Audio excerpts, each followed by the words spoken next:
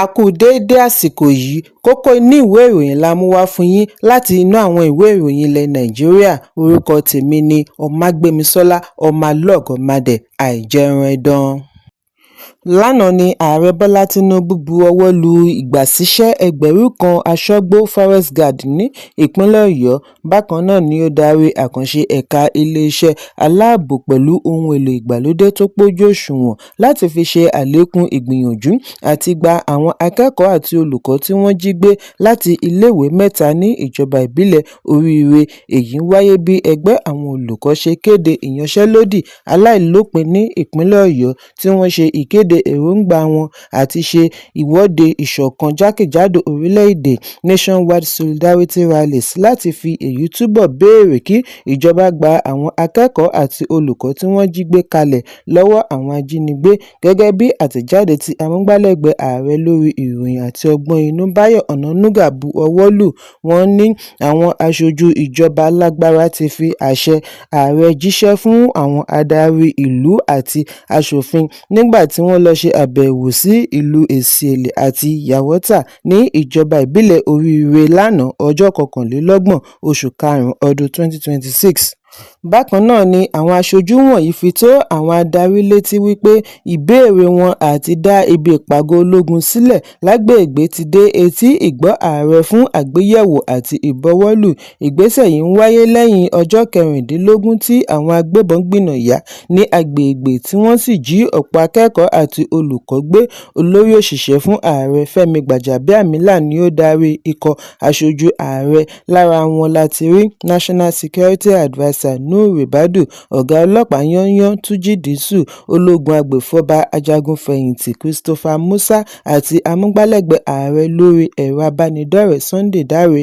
Nígbà tí ó ń bá ará ìlú sọ̀rọ̀ lédè Gẹ̀ẹ́sì àti Yorùbá, Gbàjàbíàmílà ní ìpinnu ààrẹ àti darí àwọn alágbára adarí ẹ̀ṣọ́ aláàbò orílẹ̀-èdè wá sí ìlú tí ìṣẹ̀lẹ̀ yìí ti wáyé ṣe àpẹẹrẹ àfojúsùn rẹ̀ àti ṣe àmúlò gbogbo ohun tí ó bá gbà láti rí i wípé wọ́n rí àwọn tí wọ́n jí gbé gbà kalẹ̀ ní ayọ̀ àti àlàáfíà.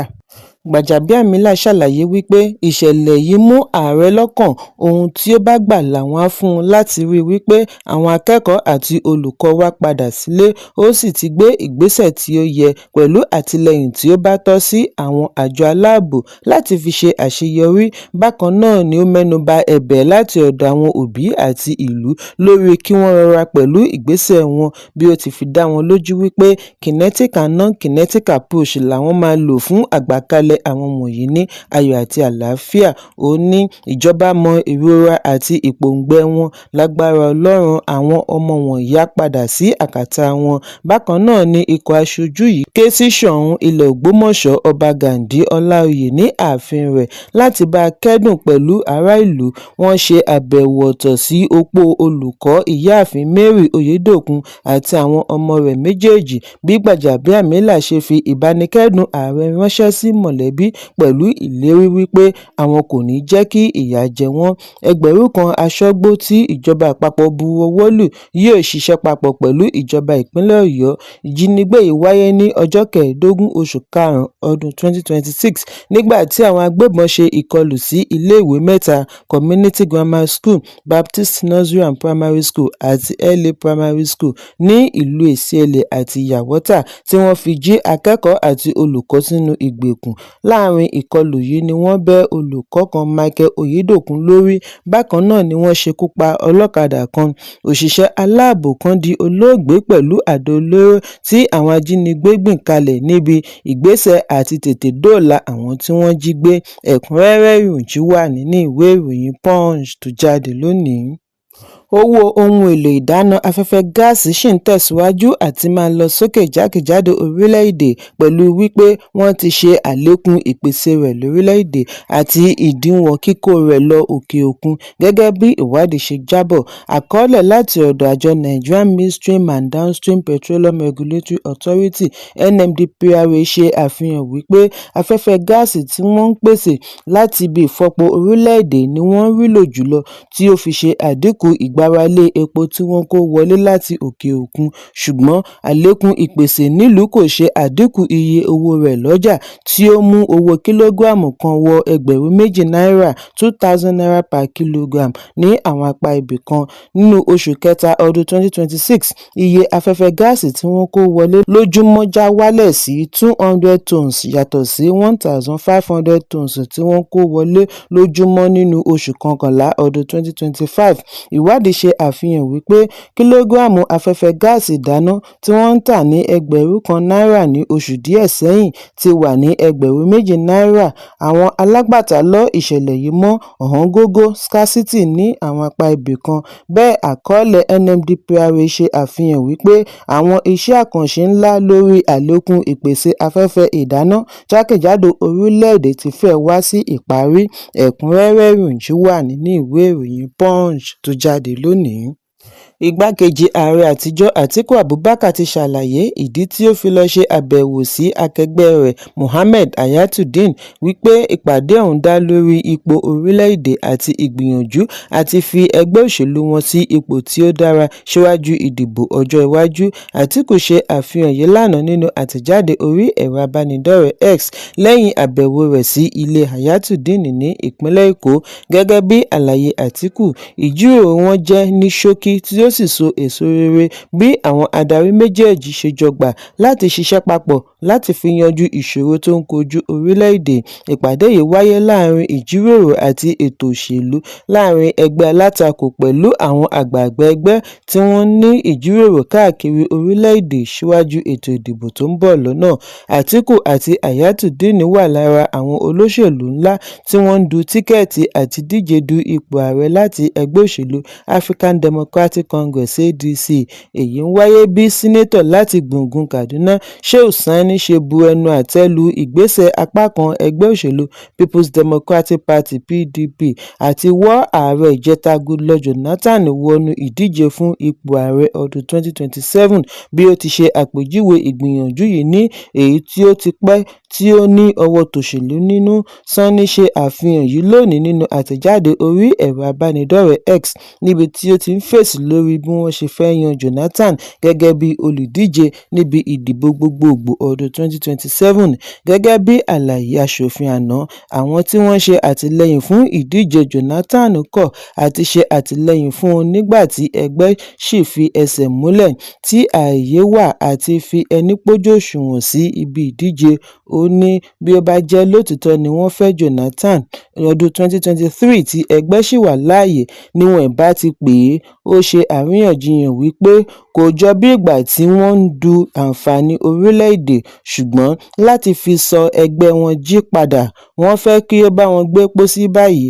Èsì Sani wáyé láàrin ìpòǹgbẹ àti yan Jonathan gẹ́gẹ́ bí olùdíje du ipò ààrẹ apá kan ẹgbẹ́ PDP tí Kabiru Turaki ń darí.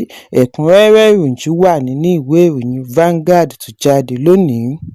Ó jọ bí ìgbà tí ìwà ọ̀daràn tún ti padà sí ìpínlẹ̀ Anambra bí àwọn agbébọn tí ẹnikẹ́ni kò tíì lè ṣe ìdánimọ̀ wọn ṣe ìkọlù sí àwọn ọlọ́pàá ẹkùn Anambra tí wọ́n sì ṣekú pa ó kéré tán òṣìṣẹ́ ọlọ́pàá 2. Láti oṣù díẹ̀ sẹ́yìn ni ìpínlẹ̀ yìí ti wà ní àlàáfíà lẹ́yìn ìkọlù ńlá sí àwọn ọ̀daràn, pàápàá jùlọ àwọn agbébọn tí wọ́n ń pe ara wọn ní ajìjàǹgbara fún ilẹ̀ Biafra títí di ìṣẹ̀lẹ̀ alẹ́ àná ọjọ́ Àìkú. Ìṣẹ̀lẹ̀ yìí wáyé ní ojúnà Awa Ndekwenu sí Ufuma, níbi tí ìwádìí ti jábọ̀ wípé àwọn agbébọn yìí kọlu àwọn òṣìṣẹ́ lẹ́nu ìpàráàrò, yìnbọn fún wọn tí àwọn méjì fi gbèkúrú jẹ lọ́wọ́ ẹbọra. Awakọ̀ kẹ̀kẹ́ ẹlẹ́sẹ̀ mẹ́ta tó ń ṣiṣẹ́ lójúnà yìí tí ìṣẹ̀lẹ̀ náà ṣojú rẹ̀ ní ṣàdédé lòun gbúròó ìbọn níwájú tí ó mú òun já kẹ̀kẹ́ jù sílẹ̀ mèrè wọ inú igbó fún ààbò. Lẹ́yìn tí ìró ìbọn rọlẹ̀ tí ó jáde síta ni ó gbé kẹ̀kẹ́ rẹ̀ tẹ̀síwájú nínú ìrìnàjò. Nígbà tí ó dé iwájú ni ó bá ọlọ́pàá 2 nílẹ̀ pẹ̀lú ọkọ̀ ìpàráàrò tí wọ́n wà kalẹ̀ sí ẹ̀gbẹ́ kan. Lòun fi ṣe àkàálẹ̀ ohùn voice note fi ránṣẹ́ sí ọ̀dọ̀ àwọn aláṣẹ ọlọ́pàá kí wọ́n lè tètè dóòlà àwọn akẹgbẹ́ wọn, gẹ́gẹ́ bí awakọ̀ kẹ̀kẹ́ ṣe lálàyé. Títí di àsìkò ìkóròyìn yìí jọ, kò tíì sí àtẹ̀jáde ọlọ́pàá lórí ìṣẹ̀lẹ̀. Ẹ̀kúnrẹ́rẹ́ ìròyìn wà nínú ìwé ìròyìn Daily Post tó jáde lónìí. Ẹgbẹ́ àwọn olùkọ́ NUT ẹ̀ka ìpínlẹ̀ Ọ̀yọ́ ti gùnlé ìyanṣẹ́lódì aláìlópin bẹ̀rẹ̀ láti òní ọjọ́ 1 oṣù kẹfà ọdún 2026. Alága NUT ní ìpínlẹ̀ Comrade Hasan Fatai pa àṣẹ yìí nínú àtẹ̀jáde òní. Fatai ní ìyanṣẹ́lódì yìí ní láti fi tako bí àwọn akẹ́kọ̀ọ́ àti olùkọ́ ṣe ń tẹ̀síwájú àti máa gbé nínú ìgbèkùn àwọn ajínigbé nítorí èyí ń dá ìfòyà àti ìpòrúru ọkàn sílẹ̀ láàárín àwọn olùkọ́ tí kò fún àwọn òbí láǹfààní àti rán ọmọ lọ iléèwé mọ́ àti ìpòrúru ọkàn ní ìpínlẹ̀. NUT ní àwọn fẹ́ fi èyí pe àkíyèsí ìjọba sí ìgbésẹ̀ kíákíá láti gba àwọn wọ̀nyí kalẹ̀ kúrò lákàtà àwọn ajínigbé. Ẹgbẹ́ yìí ké sí gbogbo olùkọ́ kí wọ́n fi ọwọ́ sowọ́pọ̀ pátápátá pẹ̀lú àṣẹ yìí kí wọ́n sì jẹ́ olùpamọ́ òfin kí wọ́n pa ara wọn mọ́ sílé fún gbogbo àkókò tí ìyanṣẹ́lódì á fi wáyé. Ìgbésẹ̀ yìí ni wọ́n fẹ́ fi pe àkíyèsí ìjọba àti àjọ ẹ̀ṣọ́ aláàbò sí ìgbésẹ̀ oníkíákíá lórí ìgbìyànjú àti dóòlà àwọn akẹ́kọ̀ọ́ àti akẹgbẹ́ wọn tí ó wà ní ìgbèkùn. Ẹ̀kúnrẹ́rẹ́ ìròyìn wà nínú ìwé ìròyìn Daily Post tó jáde lónìí. Kókó inú ìwé ìròyìn tòní kò ní jù báyìí lọ. Ẹ pàdé mi lọ́la fún àkọ́tún ìròyìn. Kí a tó lọ, ẹ má ṣaláì fi àkíyèsí yín ránṣẹ́ kí ẹ sì bá wa subscribe sójú náà wa lórí YouTube kí kókó inú ìwé ìròyìn lè máa tẹ̀ yín lọ́wọ́ ní kíákíá.